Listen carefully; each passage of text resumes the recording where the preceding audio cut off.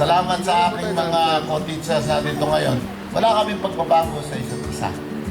Yung aming sinumulang mabuting relasyon bilang miyembro ng faculty ay sa kabila ng hindi namin pagkikita sa maraming taon ay hindi napapawi.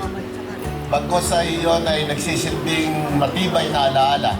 Kamukha rin naman ng ating mga relasyon bilang kayo yung mga kabataan na nakikinig sa ilang mga pagtuturo na gagaling sa amin. Ito ay buhay at kayo'y inspirasyon naming lahat. Sa mga sandaling ay inyong abalingkod ay maharap sa matinding hamon.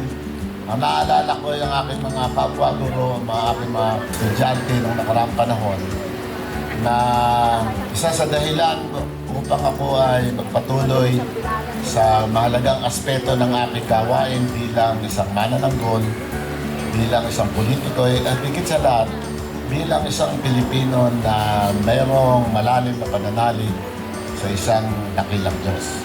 Kanya ang aking pong pasalamat sa bawat isa sa inyo. Salamat po sa inyong suporta. Salamat doon sa inyong pangunawa.